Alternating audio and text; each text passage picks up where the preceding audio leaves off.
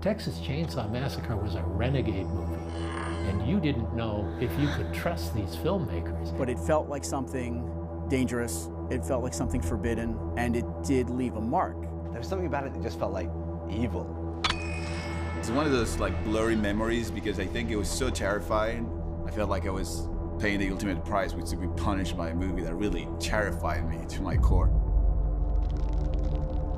The way that Chainsaw makes you feel like you've seen so much more than they actually show you. Because you look at that cover, you look at the poster, you think, wow, as a die-hard horror fan, will I be able to take the chaos that's going to happen on screen? What you don't see is often scarier than what you do see, and I think maybe in the case of Texas Chainsaw Massacre, that was a huge factor.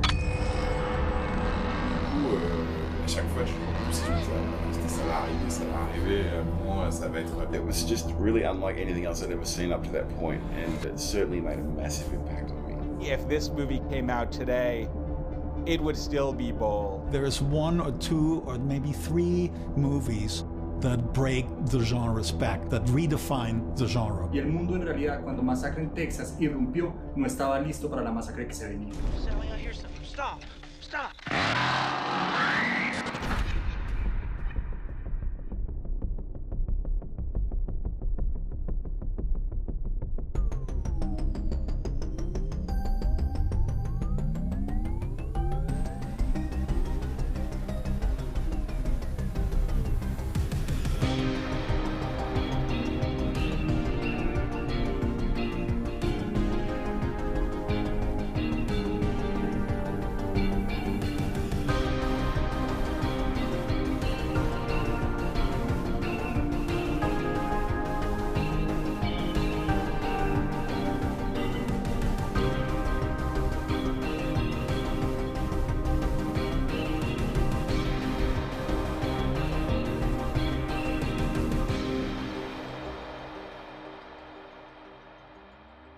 Texas Chainsaw Massacre. After you stop screaming, you'll start talking about it.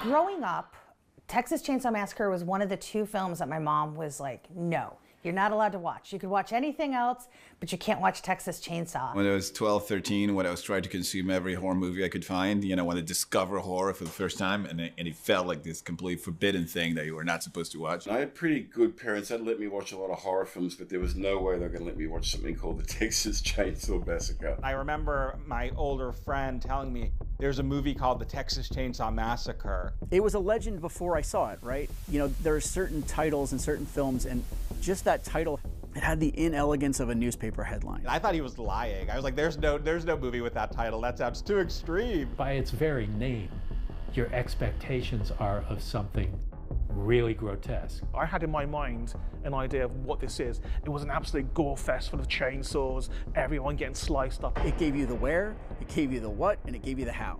You didn't see a lot of movie titles like that in the video store in early days. It was Night of This and, you know, spooky whatever. It was nothing like the movies that I was used to watching. I was used to creature features and total fiction, and this was so disturbing. It was reality-based. It felt like a documentary. In Germany, where I'm from, Texas Chainsaw Massacre was not R-rated or X-rated. It was forbidden, verboten. It was considered to be so deprived that it was never shown. I was doing this run of just like watching the most violent movies I could ever watch. Because like, my parents were kind of hippy-dippy vegan types who tried to raise me without a TV. Et je l'ai vu en VHS, évidemment, à l'époque, c'était le seul support pour le voir. I remember I like got a little TV that was hidden under my bed, and every time like the house went to sleep, I'd pull it out and I'd get a VHS tape of Day of the Dead or Hellraiser, and I'd put it on. I'd just be like waiting for the gore. And I was about to get into this section of my horror life, which was Evil Dead and Texas Chainsaw Massacre. Friends and I actually rented it one night while we were at a sleepover without anybody's parents realizing what we had done, because in the 80s video stores you could just kind of get away with anything. When the guy in the VHS store would go like, okay, look around and give you the movie and tell you to run. And I figured I'd seen so much horror now. I've seen Friday the 13th, I've seen Maniac, I've seen Last House on the Left even. What could possibly be in this film that could affect me? It wasn't like any other horror film I'd seen at that point. It was so different from the Friday the 13th movies and things that I'd seen up to that point. It had a veracity to it, although it was so artfully shot. it still had an element of documentary feel to it. I remember my dad had to reassure me and tell me that, you know, well, this actually took place in Wisconsin. They only called it Texas Chainsaw Massacre because it had a better ring than Wisconsin Chainsaw Massacre. But the horror of it really translated even on that really bad VHS tape. Even though it's not like bloody really, like you don't actually see anything. Give me the hammer! It rattled me so much that at the end of it I was like, I think maybe my parents were right. Like maybe I've like fucked myself permanently. I don't actually remember the exact first time I watched Texas Chainsaw, which is embarrassing as such a fan. I read about it, I heard the title, I was intrigued, but I did not get to see it, if you believe it or not, until I got the movie offered. That makes me a complete outsider. Actually, the first time I saw the Texas Chainsaw Massacre, I didn't like it. I kind of wanted to forget about him because it was truly, there was no fun about it. There was nothing I could just tell my friends, hey, watch this movie. There's nothing. It was just like pure, sheer horror. God, it's just this woman screaming and screaming and screaming. And I'm ashamed. I'm ashamed to say that now. That was a stupid opinion. I think it is an incredibly violent film. I think my dislike of it was almost a defense mechanism. It was so different from anything I had ever seen that I think I just didn't know what to do with it. But violence and gore are two different things. The way that Tobe Hooper decided to shoot the film also really highlighted sort of the tension and sort of that like waking nightmare feeling, which I think is what ultimately makes the film even scarier than a lot of the quote unquote gore moments. There's violence in the editing of this film. There's violence in the soundtrack of this film. I didn't really notice the first time I watched it that the violence was off screen, because I imagined I saw all those things. I imagined I saw that hook go into the girl's back. It all felt so real. And whether or not you see the hook going in, you're watching a woman go on a meat hook. I think to say that that's not violence is to lose the plot a little bit. You feel a sense that the people making this movie may not be okay. It felt really stripped back and kind of like a snuff movie that you'd find on like a blank VHS tape. We loved the VHS tape because it had a very snuff film kind of quality. It took away a lot of the artistry of the movie. You missed what a gorgeous visual experience it is. Daniel Pearl's cinematography lends this artistic quality that you're not expecting from this type of sadistic horror. Plus in Uruguay it was called The Madman with the Chainsaw. So it really had a title. That made me think about Leatherface all the time, was that madman, you know, standing outside. Here in Kansas City, we have some really epic haunted houses that are open during the Halloween season, and they almost always have someone in there with a chainsaw chasing people. That is always the scariest part. It's always just dreading the chainsaw guy at the very end who would chase you out of the house to your car. So I feel like there's just this innate sense of dread inside me when I hear the chainsaw, and that's been how I felt since I was 10 years old. The Texas Chainsaw, it's so much harder to put your finger on what is so unpleasant about it, and that's because it's the whole film. The way that Hooper films this, he walks you right up to the line and then lets your imagination take over. But in your brain, you swear that you saw way more than you actually did. You take a look at a lot of these deaths and it cuts away right at a pivotal moment. But the violence is implied. Sometimes when you cut away and you hear somebody or you hear certain sounds, your mind makes it scarier than what you could ever give people to the eye. But you swear that you see it, and I swore that this was the most violent movie I've ever seen. No one knows what it feels like to get a chainsaw to the gut, because if it happens, you don't get to live to tell the tale. Like, nobody talks about, well, that time I got my lower half cut off by a chainsaw. Nobody ever tells you that story. But everybody knows what a paper cut feels like. What did Tom Savini once say? That a paper cut will make you freak out more than a beheading, right? Because you can relate to a paper cut. You know what a paper cut feels like. And when Leatherface slices her finger, and the story is that he really did it, like, you feel that. The genius of the hitchhiker slashing his own hand at the beginning of the film, that is something that every person in the audience can identify with. And I think there's an empathetic at the beginning of the movie that then tracks. As the violence gets worse, you see less and less, But because you've seen that first moment, you think you're seeing more and more. It's so gritty. There's no faces you recognize in that movie. These are all strangers.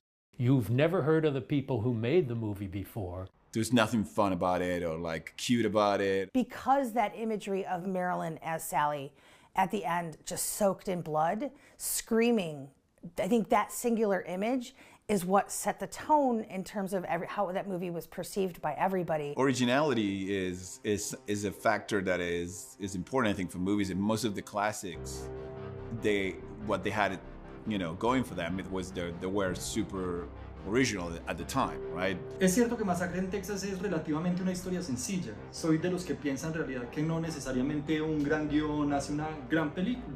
I think we could, learn a lot from how simple of a story Texas Chainsaw is, and really also the idea that it's not at all meant to be a surprise or a reveal. One thing you have to think about when you think of the story is that they tell you what's going to happen in a crawl at the beginning. So in theory, there's no surprises in this movie. So often in films and in scripts I feel like I read now, we're very concerned with figuring out the film, or what's the big thing we reveal at the end, and not every story has to have that. Not every story that's essential. On paper, Texas Chainsaw Massacre does seem like a simple setup. You've got kids in a van traveling, and they end up at the wrong place at the wrong time. We've seen countless horror movies that do that. Que las sentimos nosotros en carne propia a través de estos personajes, de estos viajeros, y eso precisamente es lo que nos genera la sensación de peligro. There's a sense of dread from the very beginning. When these kids are in their van and they pick up the hitchhiker and he wants to take their picture and all, it's a simple story, but it's a story that had not been told before. Bunch of kids, don't think of anything bad, get off the beaten path, go through the dark forest, there's a scary house, there's somebody who wants to push them into an oven, have them for dinner. That's the story of Hansel and Gretel. The difference in, fairy tale like Hansel and Gretel is that there's kind of a cautionary tale to it. There's a morality, and usually good triumphs in the end. But here, evil is just allowed to still exist. She may come away alive, but so do they for the most part. Cette simplicité, pour moi, ça fait totalement la force du film, parce que le fait est que le film est juste un fait divers en fait sur le papier. C'est juste un groupe de jeunes. It was tapping into sort of this growing fascination I think that was happening in America at the time, because it was right around when we're starting to see serial killers becoming more and more prevalent, and people's concerns about that. And the suburbs were no longer safe, right?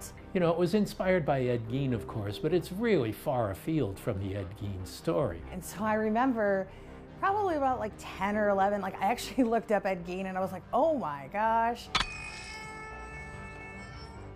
Ed Gein, who also wore people's flesh as a mask. He wore a woman's skin as a house coat. This got reported in, I think, Life magazine in maybe 1957 or 1958, and it did something to the psyche of this country. That was a shock, because I'd heard about serial killers. I grew up in Chicago, so I knew John Wayne Gacy. I think if you can give people the notion that something has some sort of nugget of veracity to it, that's going to make it scarier to them. And I think, again, that's why so many people had such a reaction to it, because in their minds, this is pre-Google and everything, this is something, if it's based on this guy that everybody knows about at this point, oh my gosh, it could be happening, next door, it could be happening 2 towns over.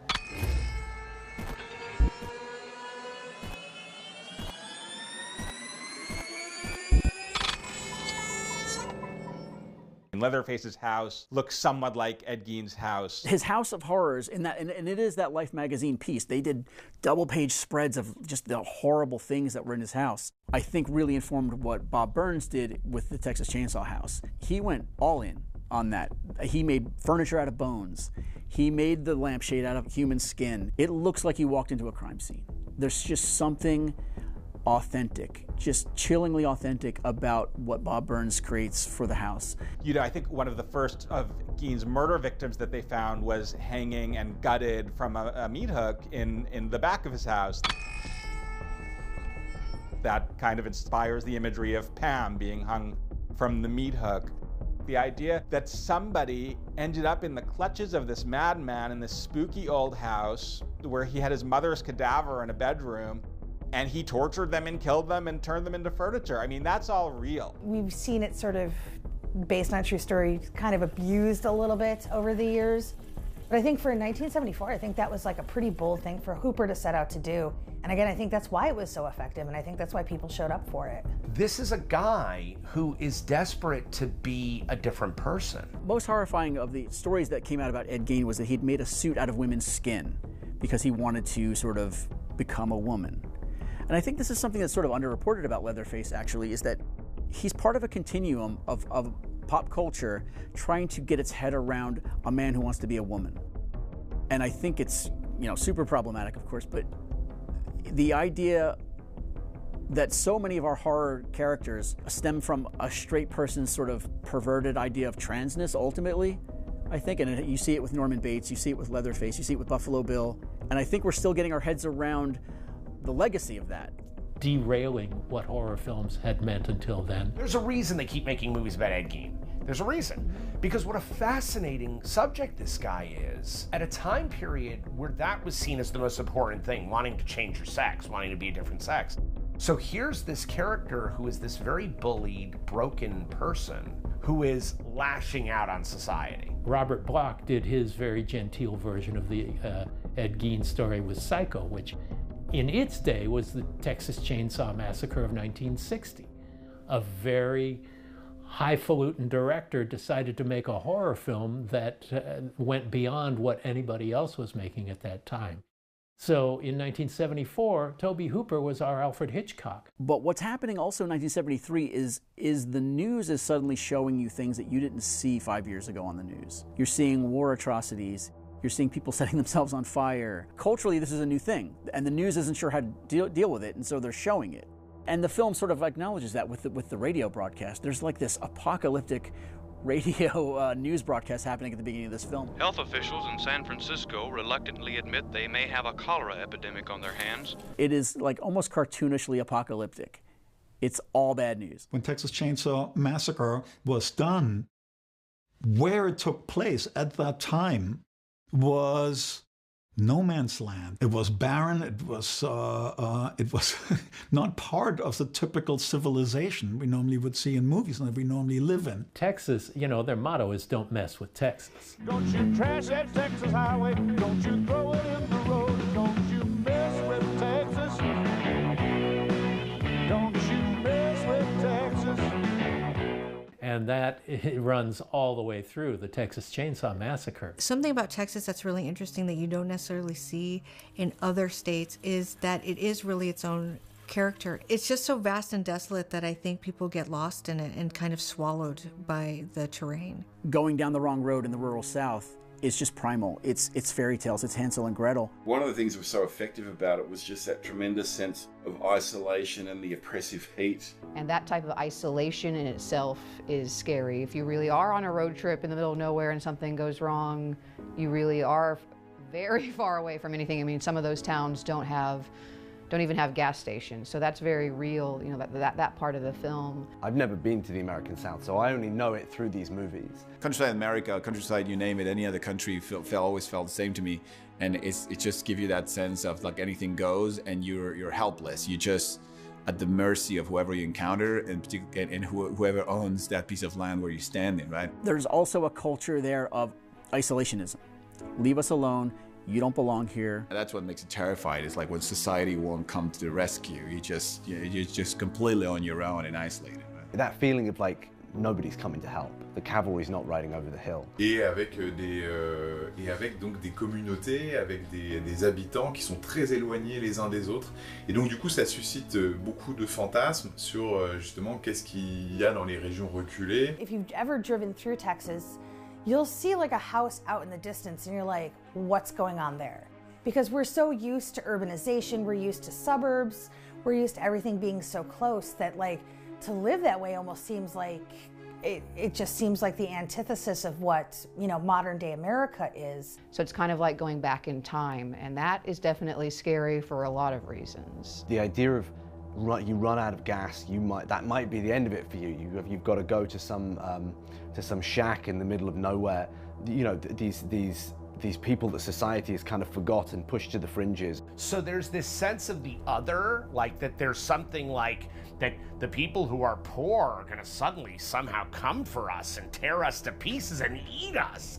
And this movie plays on that prejudice so well, because it is a prejudice. There is an element of the Texas South that still wants to refight the Civil War.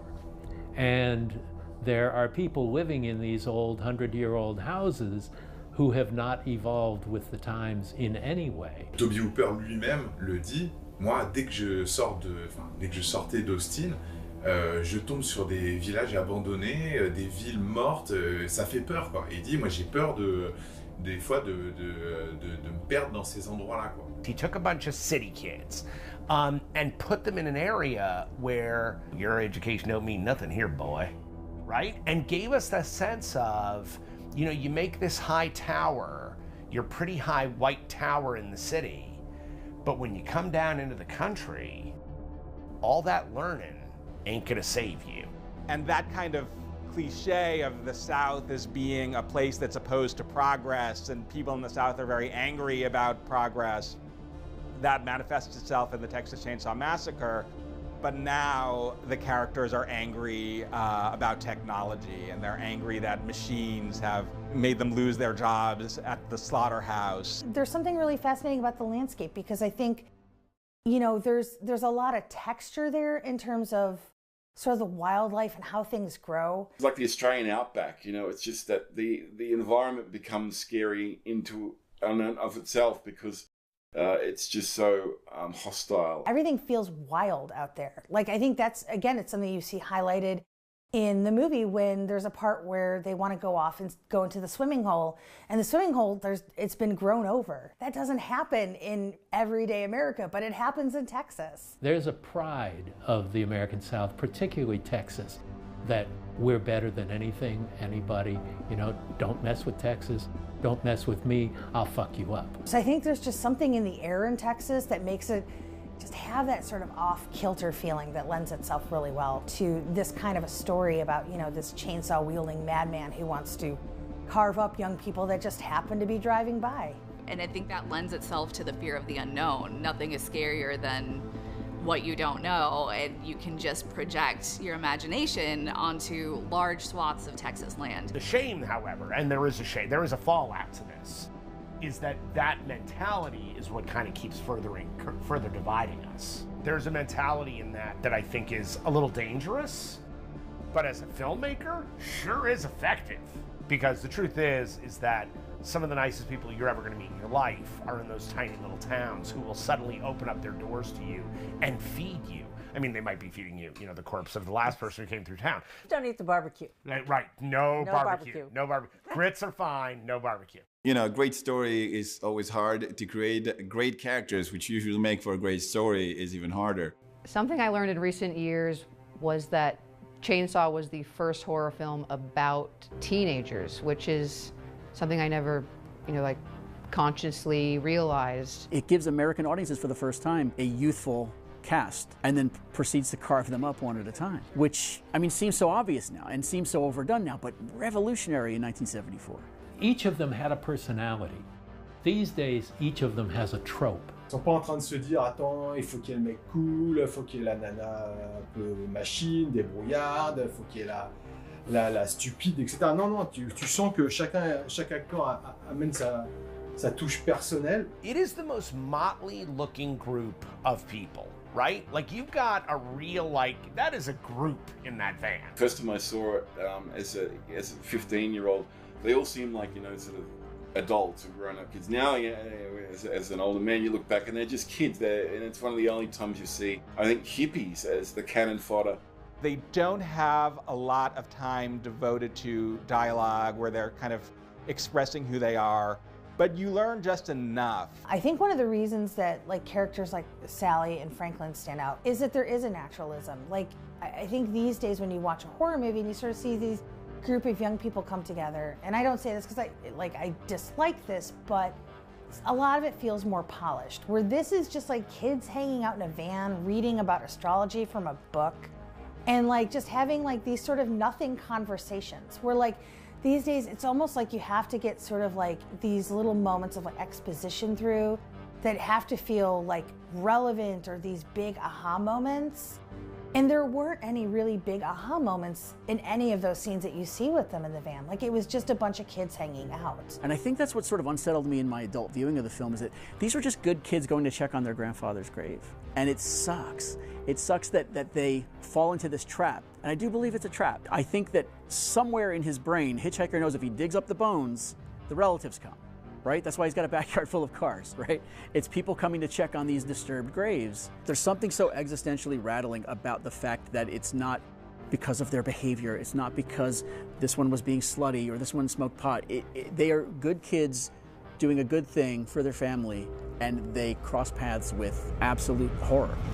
You know, from then on, it's become almost, most horror films are about, you know, teens to early 20s. Before that, they were about adults. And the Texas Chainsaw Massacre seemed to recognize that the audience is young people, so why don't we focus on young people? If you watch this film for the first hour, Franklin is the protagonist. Que mettre en avant en personnage principal un handicapé moteur, c'est quand même très très rare, surtout à l'époque. The way people were treated at that time in wheelchairs, and especially if you're taking it with the context of people coming back from Vietnam and having, you know, to deal with losing limbs and losing their sight and things like that, and how we sort of just kind of threw them to the side. And you see that reflected a lot in how Franklin gets treated in this movie. Il y a un truc qui est assez original, c'est que il est assez détestable en fait. Ouais, il est horrible, c'est vrai qu'il est insupportable, il est con, il se fout de la gueule, il est là, et tu dis en fait, et ça c'est assez unique, c'est assez, tu dis, mais en fait, ah ouais, un des personnages principaux, c'est un con quoi. All I've ever heard is that everybody hates Franklin. Franklin is so annoying. Even though Franklin is probably the most annoying person on the planet. If I were a character in the Texas Chainsaw Massacre, I would be Franklin, because A, I wouldn't have gone to begin with. I would have stayed home in an air-conditioned house and watched TV. But if they had persuaded me to go, like they persuade Franklin, because there's that moment when he's sitting in the house, he's like, "Oh, Franklin, we'll have a good time. Come with us." And I was like, "Those fucking bastards lying to him." When they go up to the house, they just are like, "Oh, you're on your own, Franklin. You know, get here if you can." And then they all go upstairs and again leave him down there. It's through Franklin we really understand how hot it is and how sticky and how uncomfortable it is. He's such a fully realized three-dimensional human being, and he's whining and complaining. It really helps amplify the tension in that movie, because it's through Franklin we really understand how hot it is and how sticky and how uncomfortable it is. This is not the terrain for poor Franklin. They kind of forget about him. He's an afterthought. At the beginning of the movie, like, Franklin has to stop to pee, but you know, traditional, accessible bathrooms weren't a thing in the 70s. So they stop on the side of the road and he has to pee in a coffee can, of all things, and then ends up taking a tumble, which is even worse, because now you've got heat and you're probably covered in pee. And it's just like, now you're laying on the ground, and everything just is awful for poor Franklin in that movie. Franklin sees that everything is wrong from the get-go. I think it's partly because he's had a hard life. And when you've had a hard life, you don't just expect that you're going to be safe. You don't just expect that everything's going to be okay. All the other kids, they're young, they're beautiful, they have athletic bodies. They have no reason to think that they could be in danger or that everything is going to go wrong. Franklin knows. There's no slasher film contract between this film and the audience yet. So anything could happen, and when it does, it kind of catches you off guard. I think empathy grows as you get older and you kind of see things a little differently. But now I feel for him, because it's like, there's nowhere for him to go. The template of the final girl started with Psycho, even though she dies first. Marilyn Burns is the ultimate final girl. She's the first, to my understanding, that, you know, to be final girl, you need to survive and escape the film. One of my favorite things about Sally is her will to survive. There's always a point in the movie where I actually think to myself, I would have just run into the chainsaw. Why bother? The idea of the female protagonist, or a female protagonist in a genre, not just a genre, but a industry that is dominated by male action stars, was a very, very important change that came. For me, a final girl, she's very proactive, she's very in the moment. And I think for me, more so than anything, I think Sally Hardesty is a survivor. You know, they talk about final girls in the slasher film genre and whatnot, but I don't think Marilyn Burns has so much as a close-up in the first hour of the film. She's a final girl through attrition. I don't know that she's necessarily super, you know, active in her own, you know, doing something to ensure her survival. I think she's just like, I have this very quick moment where I can get out of here and I'm just gonna run. And Texas Chainsaw Massacre, having a female protagonist that makes it through all 3 acts, kind of gilded that. The psychology that a woman gets to transcend from a pixie, from the underdog, into a full-fledged action hero, almost a male character. Also, you could call her the ultimate scream queen because the amount of screams she does in the film, they're like gut-wrenching, like you can feel them within you. As a woman, I can relate to her not being a damsel in distress and not having to be rescued by the guy. But everything that she does seems real. It doesn't feel superhuman. It doesn't feel like, oh, you know, yes, I can fly through the window and do all that other stuff. She gets the shit beat out of her. They can relate to that person in her pain, in her oppression, but also in her transformation into a strong, emancipated character. In a lot of ways, I think Texas Chainsaw is almost like this very reactionary movie where like everybody's just sort of reacting to the moment of everything. This is not, I'm going to fight you and come out on top. She is constantly trying to outlast. She's never trying to undo her ropes. She's just like, oh my God, I'm in this like nightmare. How am I going to get out? It's an endurance test. She proves what an endurance test that horror can be, especially for a survivor. But she doesn't jump through one window, she jumps through 2 windows. She wants to keep going. She's like Jackie Chan by the end of that movie. The amount of like physical abuse she's gone through and still been able to make it to that truck and get away. She gets away. I mean, her brain cracks while she's on her way out, but she gets away because of her own ingenuity and strength. Well, I'm sorry, how many movies were being made at that time period that were showing the strength and ingenuity of women like that? Especially young women, young, blonde, pretty women? You know, I feel like she went through a lot for this film. We've heard the background and how it was not exactly fair to her in many moments. And kind of like her real terror is captured in this film. There is a reason why final boys don't really exist. I think I really loved horror movies because I identified with those women because they were allowed to have feelings, which I had. But men in movies you weren't allowed to see having feelings. So I think that, yeah, I think she had to be a woman, not because women are more vulnerable and women scream more and they're more afraid, but because in a movie nobody will allow a man to be like that. There's a want to protect that person on screen. Right? So if there's some big husky guy, you're not as like, oh my God, I want to save him. People just brains don't work that way. But if we see a woman going through that, we jump to that, right? Just psychologically, we just jump to it. It's very hard to kind of find a performance from a guy in a horror movie as visceral and as authentic as Marilyn. Because she is a lion. She is not a lamb. She is not led to slaughter. She is the one they shouldn't have trapped. She's the one who outsmarts them all and beats them. And it really kind of makes you want to see her get to the other side, even though it's questionable what that other side is going to be. I've been developing kind of monster movies and slasher movies and all these horror movies where you need a really striking villain, and all the way through the development process, you're always throwing around this word like, it's got to be iconic, it's got to be something that people are going to want to have on their t-shirt 20 years later, and all these kind of things you throw around. And it's really fucking hard to come up with something iconic. And the fact that Tobe Hooper basically made a whole family of iconic characters. I think the word family is really important here. We have to remember that in the 70s, the face of the family was changing greatly, just from even the decade before. People were living together before getting married, divorce rates were moving up, and there was a lot of tension around that. What's interesting about the Sawyer family is that they are the Norman Rockwell American family painted in red. Ce qui est intéressant, c'est que Tobe Hooper décrit une famille qui est complètement dysfonctionnelle. How we get to know the family and see them interact is like one of the most unique things about Chainsaw, especially if you compare it to any slasher. The relationship is like a real American family, but it's gone to hell. They have excessive personalities. They have very distinctive personalities. And they're all kind of scary in their own way. You know, Hitchhiker presents a totally different threat than the Cook does, and Cook's very, very different to Leatherface. There's something about the levels that the different family members are operating on. You totally kind of understand their dynamic, as fucked up as it is. They relate to each other as a family would. There's a wayward child. The hitchhiker will get in your van and maybe carry on a conversation, but very quickly you realize that there's something wrong with this guy. The rebellious nitwit who thinks he's doing good things and he's so proud when he brings home his roadkill. You don't know the extent of his madness. You don't know the depth of his abilities, right? In terms of, is he going to be dangerous or not?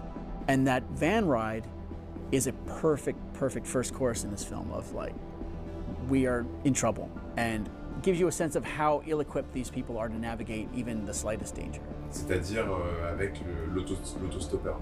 Et en fait, moi, je me rappelle petit, ça m'avait vraiment fait peur. C'est-à-dire que quand il monte dans le van, t'as envie qu'il soit gentil, tu dis ah ben non mais c'est bon, il lui rend service. Oui, l'autostoppeur. Et moi, il m'avait fait peur, et quand il s'ouvre la main d'un coup, et j'avais vraiment pas vu venir le truc, ça rejoint ce que je disais sur le côté de je savais pas à quoi m'attendre dans la scène d'après.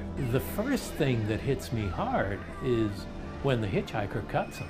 That is a powerful moment, and you know that you're in for a ride, and you're not sure that you want to go on that ride.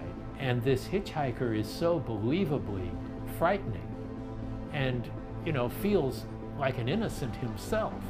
And you believe that he's an innocent to a certain point, but once he takes the picture and asks for $5, it's a good picture.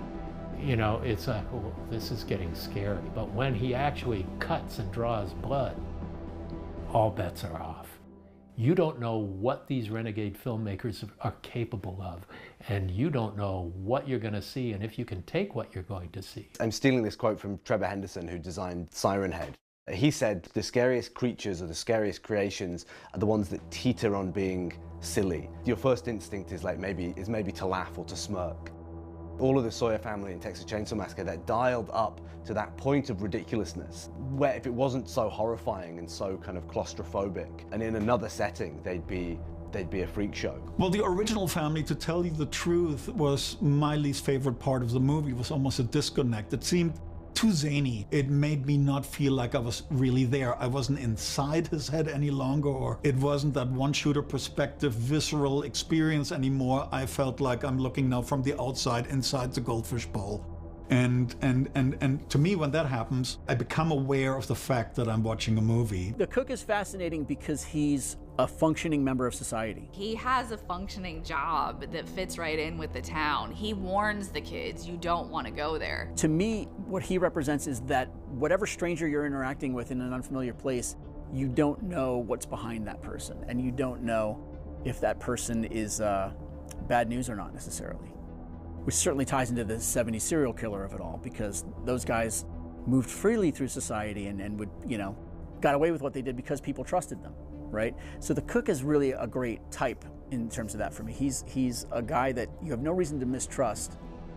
And that's why, even though we've all seen this so many times, that turn that the cook takes is so perfect. And the way he plays it off is just so genius because it's so understated. He's like, well, we're just, you know, just don't fight and we're just gonna do this. And it's like in most horror movies, like the villain characters are always sort of, like they're overstated in sort of their approach, where they're like, haha, now I'm going to take you. And he's just like, yeah, I've got this sack and I've got this rope and I'm going to take you back to the house now and that's going to be okay. And the cook is like kind of he's sort of taken over for the father, I guess, the abusive father, because he's terribly abusive. You know, child abuse, again, wasn't something that was really being dealt with in America until the 1970s. It was just something that sort of happened in people's homes. That was their business and nobody was supposed to care. And you see the product of that in the form of these other characters. Most of the classic horror icons like, you know, Michael Myers and Jason and Freddy, they all came later, right? And they all came inspired by Leatherface, for sure. He was the first kind of the man with the mask figure, you know, that was created in horror film. He was the first time you saw a hulking figure that had a mask and used power tools. The mask is really scary and it kind of has its own personality in a way, but it's also blank. And when you're looking at something blank, that is terrifying. You're able to project your own fears into it. En tant que spectateur, de par le titre, on s'attend vraiment à ce que ce soit un monstre inarrêtable, sanguinaire, et en fait on se rend compte que c'est un espèce d'enfant coincé dans un corps d'adulte. He is the strongest and most powerful character in the film and the most scary and also the most frightened. And so what Leatherface does is he allows us to tap into these kind of darkest ideas that we have inside of ourselves and then sort of project them or release them. I was bullied when I was a kid in school. I can relate to somebody who flips a lid. And even though I never did, the fact that somebody's living out these tribal, primal animal instincts within me is somewhat liberating. The magic of the original Leatherface is his unpredictability. It's almost like the shark from Jaws, you know, there's just no reasoning with him. He's just this pure wall of insanity that you're never gonna crash through.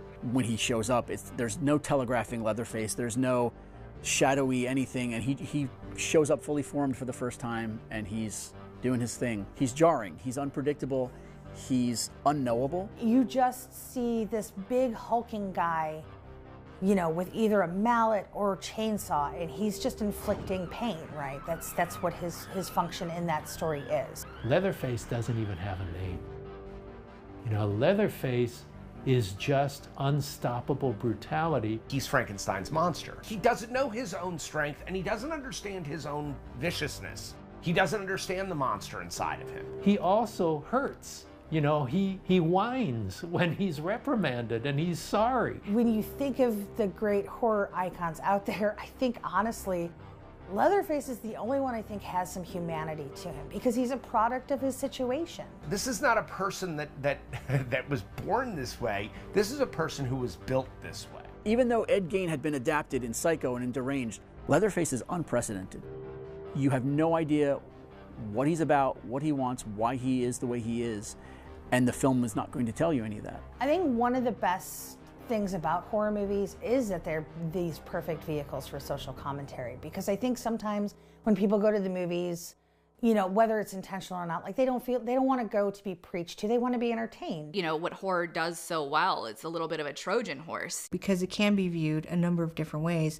It can be looked at just as a piece of film. It's a horror movie, it's scary, but also we feed so much of our own fears into these kinds of things that we can't help but be informed by our surroundings as well. I think horror in general holds a mirror up to society, and the best horror shows you exactly what's happening now. It can just kind of like stir the pot a little bit. Like its main objective is to scare you. Its main objective is to fuck you up.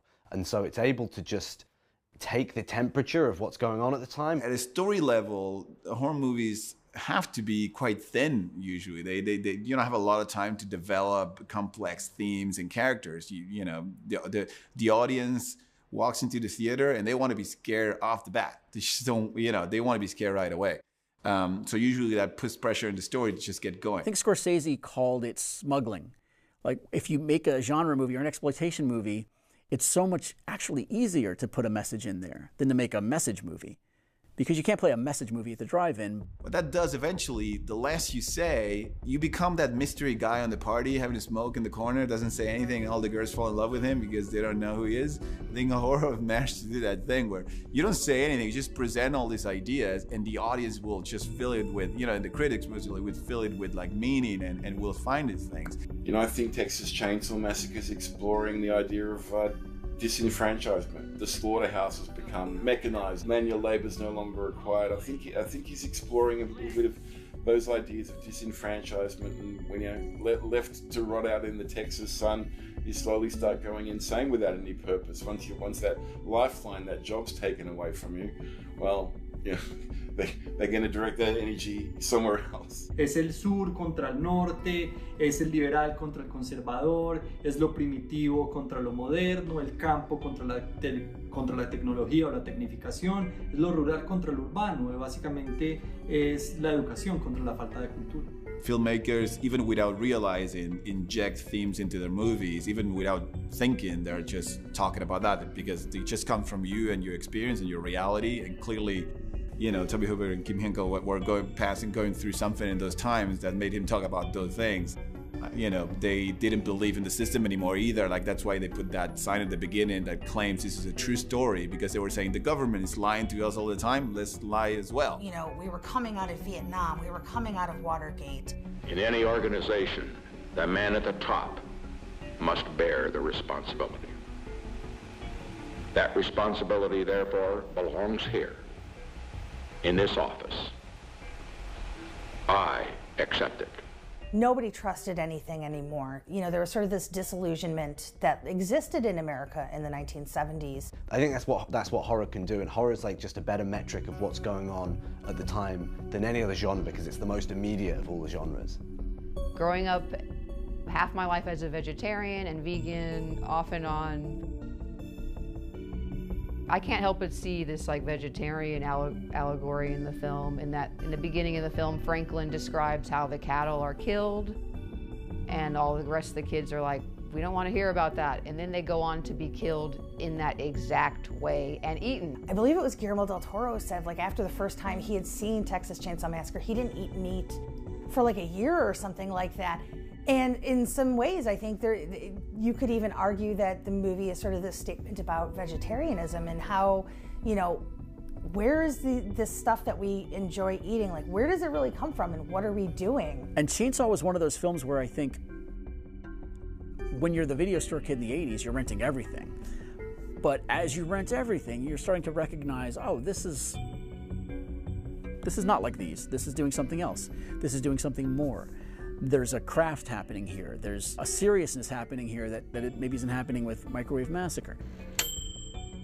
No offense to Microwave Massacre. Uno de los riesgos, en realidad, más increíbles que tiene la película y que tuvo que tomar es no tener música. What's crazy is I never noticed the lack of music in the film until one day I was like studying it and looking up all these film scores, and I'm looking up Chainsaw's score and realizing it doesn't really exist. Making a movie without music, it's a massive challenge. I mean, music definitely helps to make things scarier or more suspenseful, or help you get invested with the characters and to get to know them or fall in love with certain relationships. Hooper realized he didn't need to use musical cues to get his audience to react. And sometimes music can be a distraction. It's trying to feed things into you, like how you should feel, what that moment's trying to present. No music, then everything is it's all about the image and what's going on the screen. There is a score, it's just not musical. And Toby is credited with that, but it's a soundtrack of sounds and things that you hear around you and things that are uncomfortable. It's a weird, unconventional music score, but it's so unsettling because it doesn't feel like anything that you can tangibly grab onto as the familiar. There's a discomfort created by the soundtrack, but it's a very intentional soundtrack. I mean, I think the best horror movies, the music and the sound design work hand in hand, and one takes over when the other needs it to. I mean, the sound design in that movie is incredibly complicated, incredibly sophisticated. I mean, I don't know how they did it. He uses a lot of reverb units, like old hardware, you know, echo boxes and things from the 70s, where he'll take like cymbals and percussive elements and just delay them, reverb them into almost they become kind of pads and soundscapes onto themselves. And he layers his stuff, so he's got little things spinning and twirling and just stuff that kind of gets on your nerves and starts to really trouble you. And then he'll have these really low, deep bass tones they must come from an early Moog synthesizer or tone generator. I don't know where those sounds come from, but they're incredibly effective, these low drones that sit underneath this soundscape. I think that's why it was like freaked people out so much, because they just felt like they were there, because there wasn't the score to make them, you know, feel like they should be feeling one way or another. But I feel like the sound design of the film is maybe 40% of why we love this movie. Sound gets into your brain more than visuals. And if you think about it literally, like your eardrum is further into your head than your eyes. So it really is, some of those sounds really do just it's invasive. He easily could have gone to a friend or to a music library and scored the scares in a very traditional way. But it's another reason this film is so groundbreaking. Modern day jump scares, so many of those are dictated by the score of the movie. Whereas in Texas Chainsaw Massacre, that first moment when Kirk is just going through the house and Leatherface just walks around the corner there, you know, from the back room, there's no stinger. It's just a moment and you're like, oh, holy shit. And that to me is like, I get goosebumps thinking about it. That's the power of horror cinema. to me right there in that moment. I think if you put a typical horror score over the visuals, you'd lose so much of the impact. And sound design was not a term that was much used in the 1970s, and this was truly an early case of designing a soundtrack. It's done so mindfully that, like I say, I think if you went out and polled 10 people who say they know this movie, what do you think about the music in Texas Chainsaw Massacre? They would answer you. They wouldn't say there's no music in Texas Chainsaw Massacre. But ultimately, like, I think Toby was smart because, again, when you're putting a movie out there that says based on true events, you know, however you want to blur those lines, by not using a traditional score, like, that only heightens, you know, what you're trying to do with it. What a cool thing for a young filmmaker to be that ballsy and that strong in their vision of what they were going to tell. It's like when you've got that performance from Marilyn Burns and she looks that terrified and it feels that real, like, what's music going to do? It is still one of the most disconcerting horror movies you'll ever watch. There's that sequence where Kirk's first killed. That door flies open and Leatherface comes out the door and just clubs the guy straight away. He goes into convulsions and we're still sort of just paralyzed and shocked that this is happening. There's been a long build up to this moment. When the first character, the one who you believe is going to be the main character, the alpha male, gets hit in the head and dragged away into Leatherface's lair, there's this big, heavy metal gate that he pulls shut. Vroom!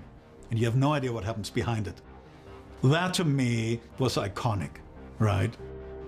The door being slammed in your face, not knowing what's on the other side. And then he cuts outside and she's on the swing. And the soundtrack is just giving you this hum. And you know that she's about 5 minutes from dying at the most.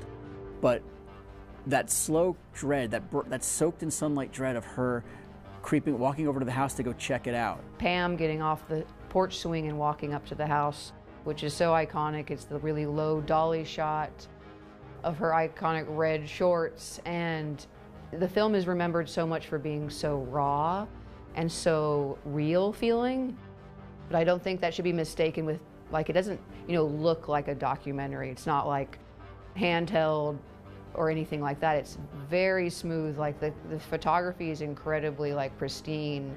It's just that it feels so raw that, like, you remember it like it was a documentary, even though it's shot like, you know, an art film. Then she wanders into the house and we're already completely on edge by this point. And then it amps up by degrees. She finds the bone room. She finds the chicken in the cage and she looks at the furniture and the movie stops down long enough to show you all this stuff finally. And the feathers everywhere and the weird rotting bone furniture and these things hanging from, I mean, it's so unsettling. And then you're like, get up, get up, get up, get up, get up, get up. And when she does, it's too late. She goes out there and then there's Leatherface and he snatches her off the porch, very slow, pacing back to the meat hook. It's just a powerhouse sequence. You're never going to forget it. Putting a human body, a live squirming body, onto a meat hook, that really gets me, because I'm just like, oh, the spine's there. Watch the spine. The escalation of that, from her on the porch unaware to her on the meat hook, watching Leatherface cut up Kirk with a chainsaw, is maybe everything that I love about the film in a one sequence. I look back, I think in my mind there was tons of blood. It was gushing down all over the floor. There's no blood. There is no blood. I dreamt it.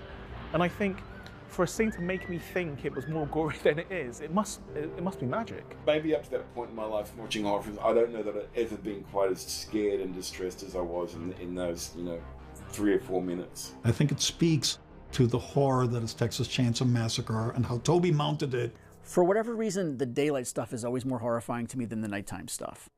And so while we're recognizing and respecting the arc that the film is on, to me the best scenes are earlier. Y Massacre en Texas tiene un fragmento muy bello antes de que estas personas, pues que todos los chicos lleguen a la casa y que pase pues toda esta catombe, toda esta catástrofe, y es cuando con un simple movimiento de cámara pasamos por detrás de un árbol en el que vemos un reloj y este reloj está perforado con una puntilla y básicamente ¿qué significa eso? Un pequeño detalle que nos está contando el devenir de la historia porque el tiempo de estos personajes se acabó. I think as soon as you get Sally and Franklin in that forest and they start heading towards the house, that's when the film sort of changes modes to a degree. Lo que más me gusta es que todo en el pueblo está relacionado al final Y esto creó en realidad un tropo dentro del cine de género posterior, en lo que todo se junta al final.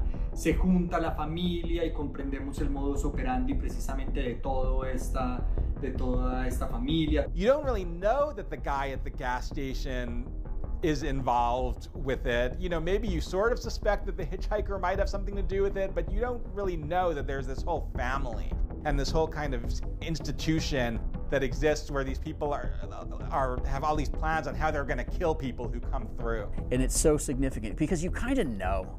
You know, but you don't know. And then when he comes in with the bag and the stick, you're like, oh, she's out of the frying pan and into the fire. If you sit somebody down and just show them the last reel of this movie, they'll go mad. It is just such a bombardment. When I watch that third act, for me, I always feel like that I can connect with the how exhausted the main character is. That final sequence in Texas Chainsaw Massacre at the dinner table is truly nightmarish and deeply distressing. I think it's that sense of hopelessness, and you're the only one sitting at the table that cannot make sense of it, that you become the weird one when normal is insanity, because in that table the whole family is in that insane space, and the only character that you will feel connect to feels like the crazy person, right? So that is the world upside down. It's like everything that makes no sense suddenly making sense for the crazies. When Grandad, they're making him take a swing at the back of her head, it's basically just a wide shot of her head being held down in the barrel and the hammer, whizzing past her ear and being picked up again, and then it kind of clips her on the corner of the head, and it feels like a real hammer. It feels like it's got weight. All I kept thinking is, oh my God, that poor actress, because that feels like a real hammer. And dear God, how many times did they hit her in the head? It feels like they're really just throwing this hammer around next to this actress's head, and how do you fucking fake that? It's like there's something that feels so scuzzy and dangerous and snuffy about that moment, and also just the kind of the ridiculousness of it and the kind of the humiliation of it, and the whenever you're making horror, especially the kind of horror that I make, which is a bit more fun and a bit more kind of like you're kind of playing a trick on the audience. It's almost the opposite. You're trying to hide a mechanism, and in that scene there's almost no mechanism there at all. It just looks like a real actress, a real hammer. It feels so unlike a movie, that moment. And the nature of what they were shooting, bashing her over the head, she's screaming constantly. It must have been just exhausting physically and mentally. So I think that's why that sequence is so effective, because you're seeing the actor's misery projected up there on the screen for all time. And it's fully authentic. I don't know how much acting was involved in that. The amount of suspense in that moment, there's just nothing close. I mean, I've always tried to do that in my films. In Don't Breathe, we really try to milk the limits of suspense, of how suspenseful can something be without becoming silly. And I think it's impossible to match the level of suspense that that dinner scene has. Particularly that moment of Grandpa trying to hit her in the head. It's coming, but he's weak, but eventually he might do it, and she's helpless, and it's so horrendous, and there's a sense of morality from the crazy characters trying to honor Grandpa by giving him the kill because he used to be the best at killing people in the slaughterhouse. And it's so convincing, and I think a big part of that reason is because the nature of how the sequence was shot, but what those actors and crew members endured during that. They had no money, so they were shooting 7 days a week. It was often at least 90 degrees during their shoot. Nobody could change clothing because they didn't have budgets for extra clothing. And I remember once talking to Gunnar Hansen for an interview, and he was saying like how he didn't even want to be like within a mile of himself by near the end of that shoot because he smelled so terribly. And there was nothing they could do. There was no fix. There was no cologne, nothing that they could do to make him smell any better. They did 2 master shots. So Hooper wanted a master from Marilyn Burns' point of view, and he wanted a master shot from Grandpa's point of view. So it's a 6-minute sequence. He also then needed inserts, and he insisted on the inserts being part of another long continuous take. So that's a 6-minute thing they're doing over and over again. If you calculate like 3 takes per angle, provided the actors get it right and there's no technical screw-ups, that's still around 25-30 takes of a 6-minute sequence. That's brutal. So no wonder those performances are so unhinged. No wonder they all look genuinely crazy and Marilyn looks so genuinely traumatized. They've, almost put it in real time, like, which makes that dread so real. It's like you're sitting at the table with Sally and it's just like, will this please end? Like the constant cuts to her eyes and close up. Everything is right in your face, and there's nowhere to run if you're an audience member. There's just stuff in every corner, and Sally doesn't know where to look. And then we're looking through her perspective. We don't know where to look. We don't know what's going to happen. And it really brings us into the actual terror that she's feeling. And it's amazing, and it just carries us through the last third of the film. That last act is loud. There's nothing but screaming and chainsaws on the soundtrack. And it's disturbing. It really makes you uncomfortable. The sound design really goes crazy in the dinner table scene with the horrible sounds that are getting into your head. Every noise and every sound is so specific and so thought through and so effective. There's nothing in this film that takes you out of that moment. Le film est paroxytique, c'est-à-dire que ça fait comme ça, Massacre à la tronçonneuse. C'est pas une montagne russe, c'est juste une montagne qui monte et qui va arriver à un point culminant où la folie triomphe parce que There's no way to breathe watching that moment. Just wait and see what's going to happen. So still till today, when I watch it, I feel like I don't know if she's going to die or not in that moment, even if I've seen the movie a million times. You really fear that she could die in this movie because there are no rules. If you're seeing a movie from Universal or 20th Century Fox, the hero's going to live. You're not so sure when it's from Bryanston. That scene is insanity. And so when she finally breaks free, like you can feel her, like it's so visceral, you can feel her, like her madness. And she gets out and it's sunny out, it's daytime. And you kind of realize how in it you've been. Like you've just kind of forgotten the outside world. It's a really spectacular moment. It is almost like she wakes up from a dream. And as she runs, I can feel how exhausted she is. And I feel like she's gonna trip any moment and that's it. There's no way she can keep running at that pace. There's something about that just, when it's definitely on her performance that you can really believe that she cannot do it anymore and she's gonna collapse any moment. So when she really makes it and jumps into the back of that pickup truck and the chainsaw is like swinging right on her face and she managed to make it, that's what you aim for on every climax for a horror movie as a filmmaker. You're trying to reach that sense of desperation, but also that you punish the audience so much during the movie that the audience knows you mean business and that you might even kill this character, right? If Sally dies on that last run, no one would have been surprised. That would have been, what would have made sense based on how brutal the movie was. So that is usually a great ending, something where it could go either way, and the movie is not fucking around and it could definitely kill this character if they want to. And so that's what when you're truly scared. Some of the movies, maybe based on the tone, everything, that character is going to survive. And Texas Chainsaw and all the other, the really true horror classics, in the last few minutes, that anything goes and anything can happen. In the 1970s, critics hated horror movies. No horror movies got good reviews. They were the bane of civilization. By Hollywood standards, a horror movie is one step down from a porno flick. Horror was rude. It's intentionally rude, and it's not made for the mainstream. A good horror movie usually is a big fuck you to society. So film critics, they're part of the establishment, they're part of the industry, they're part of the business. Great horror movies, they come in and just spit on the face of the whole business.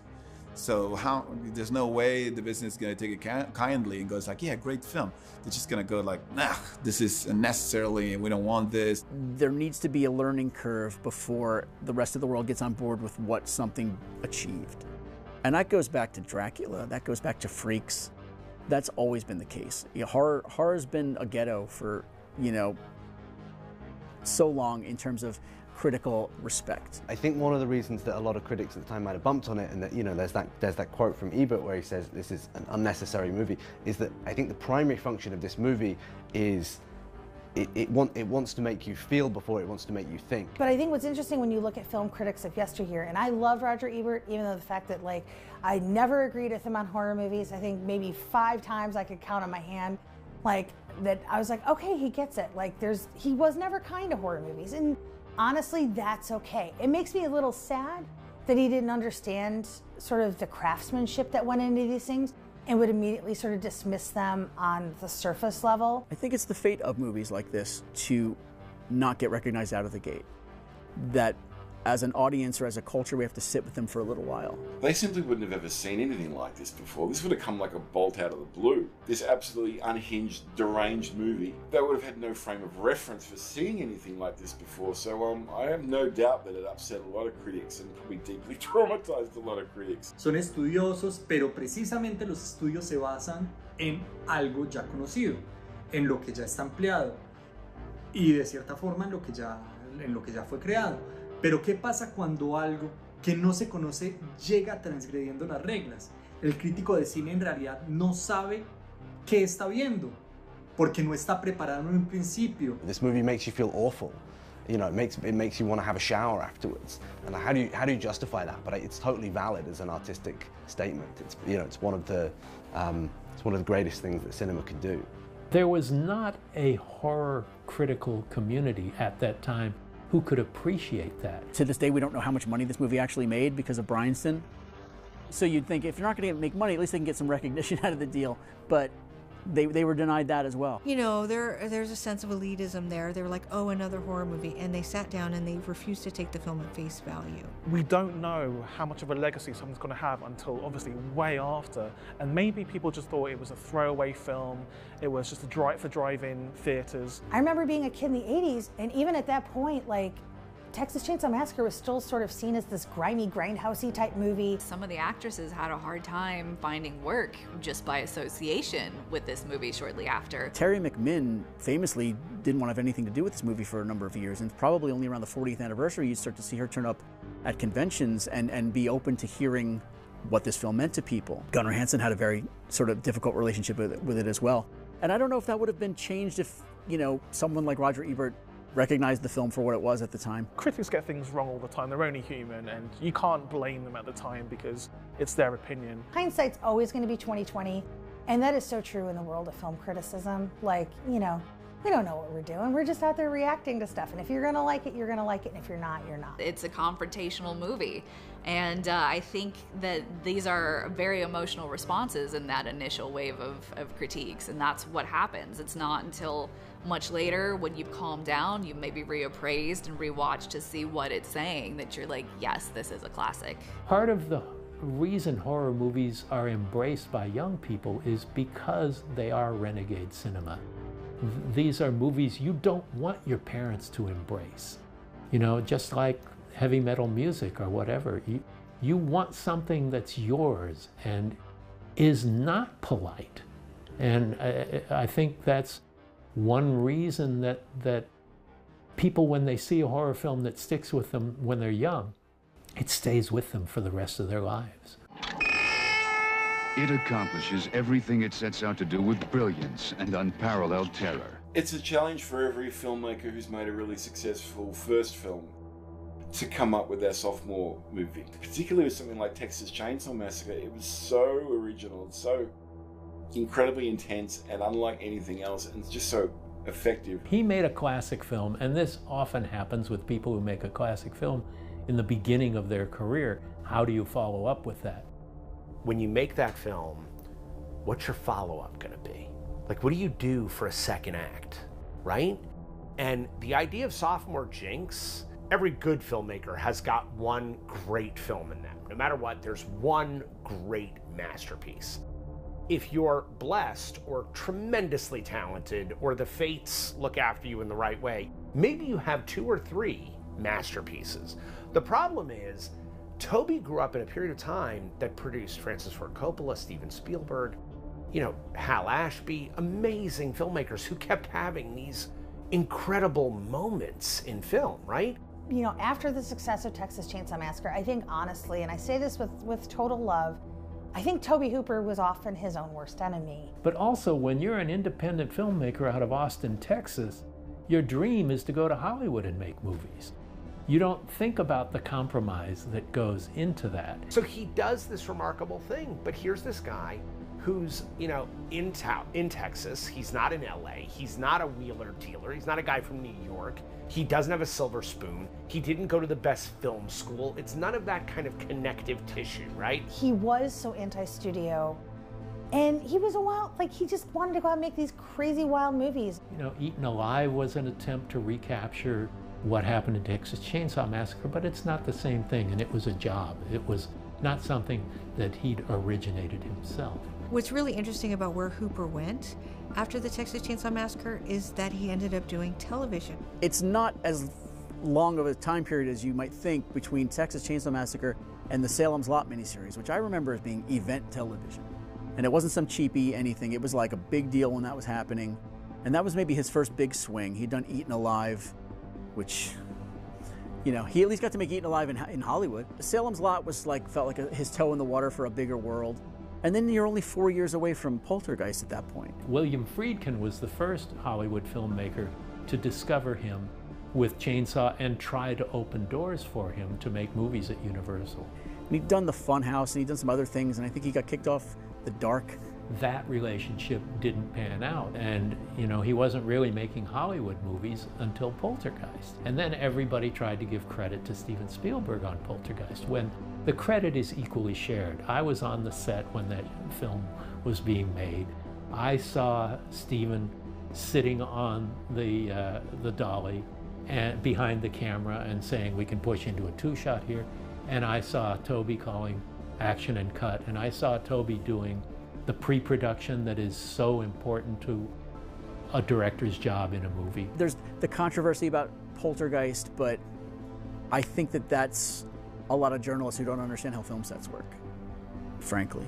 The people who were there, who I give any credence to, maintain that he directed the film. And Steven gave him a platform to be able to be a part of the Hollywood machine that makes big, successful, polished movies. Hollywood loves to reward success with all kinds of excess. They shove all kinds of deals at you because they just want you to make the same widget again, but for a little more money so they can make it sparkly, right? And cast better looking people and all that. And I think that those temptations are disastrous for any filmmaker. Toby's career is bumpy in a way that I'm not sure I'm ready to explain, but I do think that he got a reputation very soon, whether that was good or bad. And I think if you look at the 18-month period where he made Chainsaw 2, Invaders from Mars, Life Force, 3 wildly different films. And I think he doesn't get enough credit for being kind of malleable. He took these big fucking swings, and that's how you end up with with an iconic film like Texas Chainsaw Massacre. You take big swings. Any movie maker wants the ability to not worry about where the money is coming from, how many days you can shoot.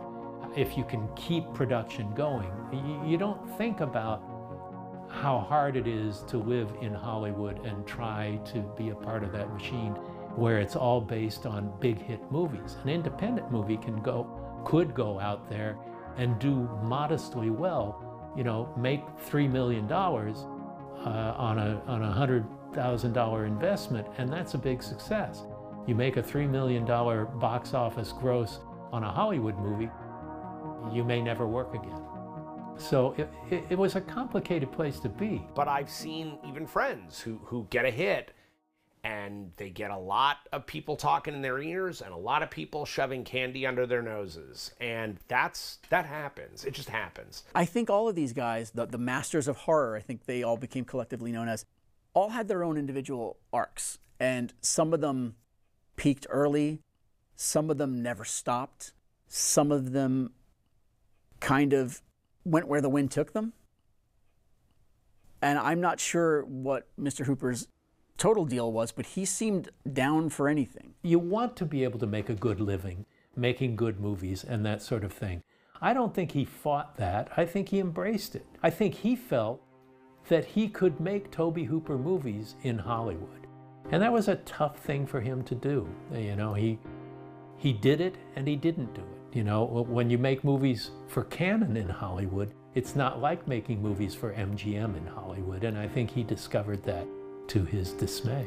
Do I bemoan the fact that any of that happened? Because I think we lost some great movies from Toby, like things that he could have made that I wish he had been given the opportunity to make. Yes. I always want to appreciate people, you know, when they're here, but now that Toby is gone, like, there's been such a new appreciation for his career, but I feel like he was always sort of undervalued, I think, in his day. Tobe Hooper's career is one of those greatest what ifs, where you're like, what if?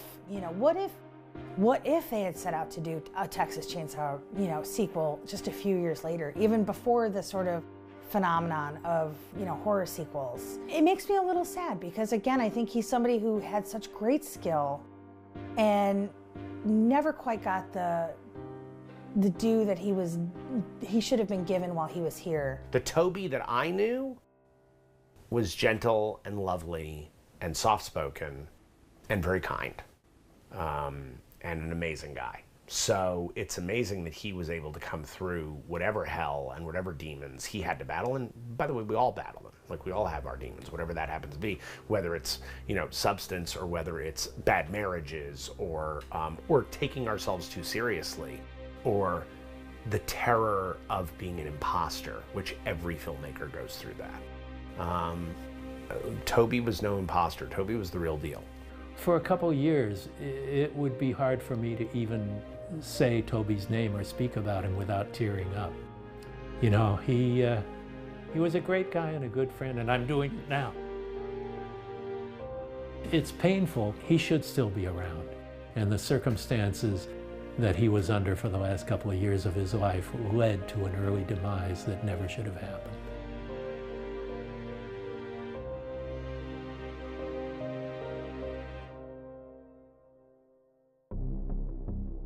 We're almost 50 years removed from the original Texas Chainsaw Massacre. And, you know, we've had countless sequels, we've had remakes, we've had prequels. Nothing's ever gonna touch it. I think because of the fact that it was such a lightning in a bottle project.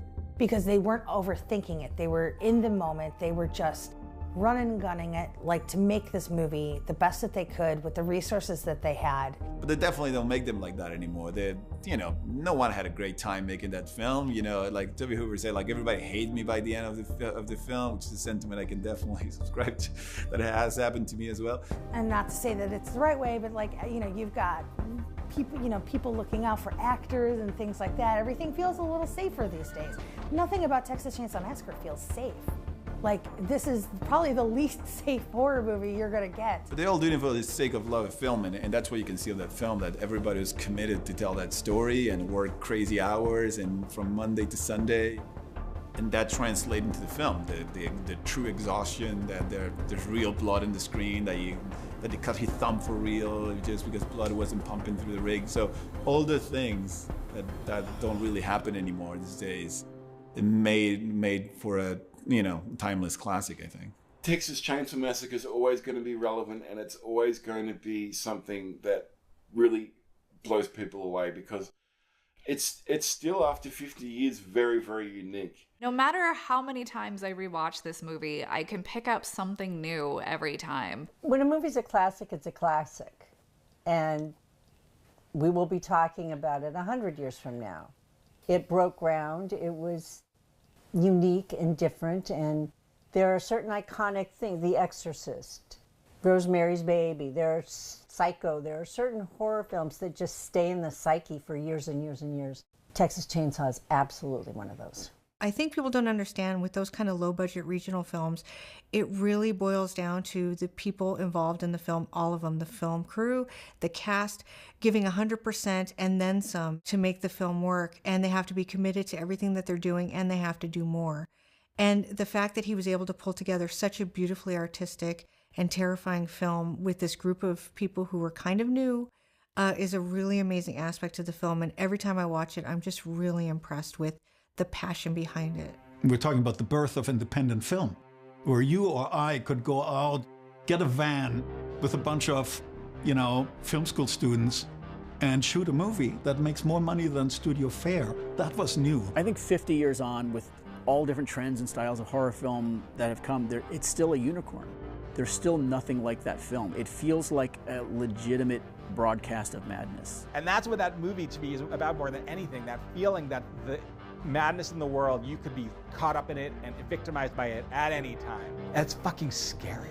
It feels unsafe, and it feels authentic in a way that few other films do. No matter how more polished our techniques get or our production design, how much more ass we can put into a movie, there's just never in horror, in my opinion, been something that approaches the sort of matter-of-fact reality of Texas Chainsaw Massacre. And I think in a lot of ways, when you start to overproduce something, I think that's when you start to lose the magic. And I think that's when that disconnect comes up, because that's the one great thing about Texas Chainsaw, is because it isn't so overly produced. You feel like you're in the middle of it. There are films that have that budget and had that equipment that didn't get that result, right? Just being cheap isn't enough. Just being extreme isn't enough. Just being chaotic isn't enough. It's a perfect blend of resources and limitations and subject matter that has not been equaled, in my opinion, in 50 years. I say this as a huge fan of something like Texas Chainsaw Massacre 2, but there is a little bit of a disconnect because it's a little glossier. It's got a bigger budget, it's got a lot more going on, and it's obviously batshit crazy. Even now, just saying the words Texas Chainsaw Massacre, it invokes something in me, and it invokes something in people all across the world. It means something, and that's why they keep doing the sequels, because the Texas Chainsaw Massacre means something to people. It's classic in the same way that classic literature never goes away. I think we just picked up Dracula. We reference books because they seem so much more a time-honored thing. And film only being, past its centennial, we still don't see it as this document. But they are documents, and they are no different than great literature. Well, now look, you boys don't want to go mess around the old house with the new way people put out jobs. Looks like there must have been a nursery room. No, we should have asked him if there was another gas station. Let's just go back now. Do you think I said something made him mad? I'm not leaving here without Jerry. One picture's worth 1,000 words, so how many words is a movie worth?